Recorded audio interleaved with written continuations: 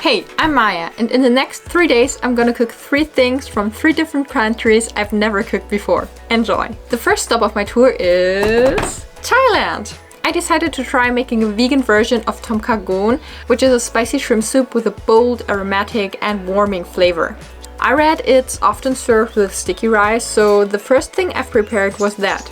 And people, please wash your rice, please. Then I chopped the aromatics, garlic, chili and an emotional onion. Or I was emotional. We'll fry that in hot oil until it's nicely browned and smells so good. Then also fry sliced mushrooms. Instead of shrimps, I decided to use tofu as protein source, which I simply cut into cubes. Then we need fresh water from the Crane River and deglaze your wok with it. The Thai food is super aromatic, so we need Galgant, which is sort of like a relative of ginger, and lemongrass. I had to use the jarred ones because I didn't find it fresh, but if you can find it fresh, definitely use that. Now these are lime leaves I found at my local Asian store, and since I got them, I am obsessed. They have such a lovely lime flavor.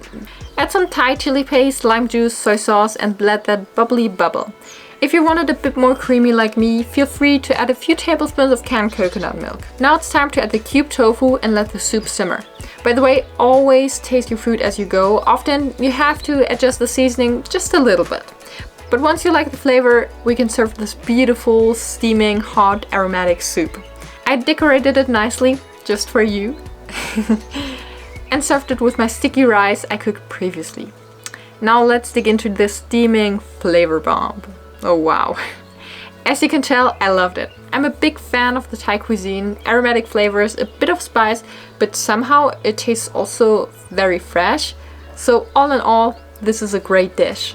For our second recipe, we go to Africa, to Ethiopia and Eritrea. I'm gonna make injera, and you don't know how excited I am about this. So injera is a sour flatbread that has a soft and slightly spongy texture.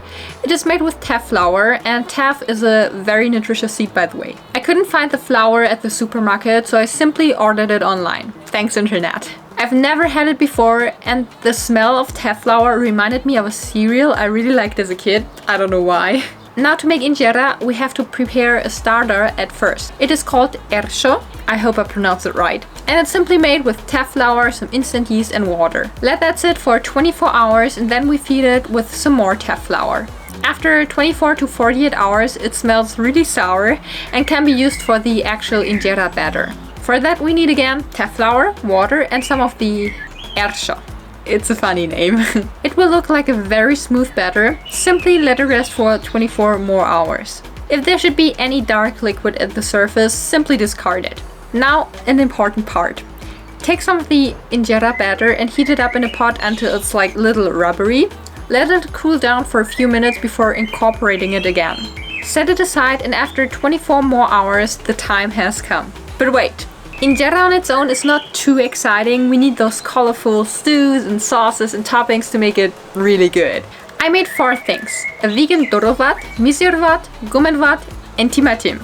And for all those things we need this bear spice. Maybe you can find it at a local supermarket. I simply made it myself by roasting the whole spices and grinding it with the remaining spices. Dorovat is probably the most popular injera topping. It's actually a spicy chicken stew, and I followed a recipe I found online but replaced the chicken with tofu.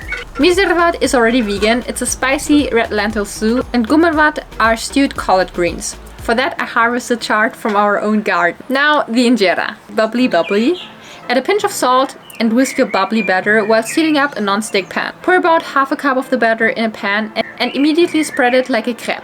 Then cover, and we won't flip the injera. It is done when there are like bubbles at the surface and little crackles start to appear. To serve injera properly, I placed a few tablespoons of each stew on the injera. Then grab a piece of it and dig in. What should I say? It's echt lecker. Love on the first bite. All these different flavors, textures, the spice. I loved every single bite of this dish and I highly recommend you trying it at home. Our last stop is Mexico in Central America. We all know tacos, so I didn't want to make tacos. I wanted to make something special I've never had before. So I chose tamales. It's basically corn dough wrapped in corn husk with a delicious filling. So this is what the corn husks look like. They were dried, so I soaked them in hot water for a bit. And then I prepared the corn dough, which is very simple. Of course we need corn flour, then pour in water, a little bit of oil and season with salt. Then make the filling, and apparently there are many variations, so I wanted to make sort of like a spicy beef filling without the beef. I fried onion, garlic and chili and added some tomato paste. And instead of beef I'm using soy chunks, which I cooked beforehand and seasoned really well. Once it looks like this, you can give it a chef tasting.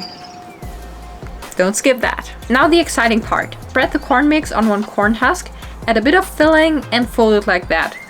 I struggled at first, but trust me, you'll get better by time. Then simply steam it for about 1 hour. And after that time you have your little corn gifts. You can simply unwrap it. I served it with a simple tomato onion salad, and I would say time for a taste test. The corn dough has a really nice texture. It's like smooth, but it has some sort of bite to it. It was my very first time trying tamales, but definitely not my last one. Alright, that was it. I hope you enjoyed the video. You'll find all recipes in the bio. And now comment a dish from your country I should try in the next video. See you!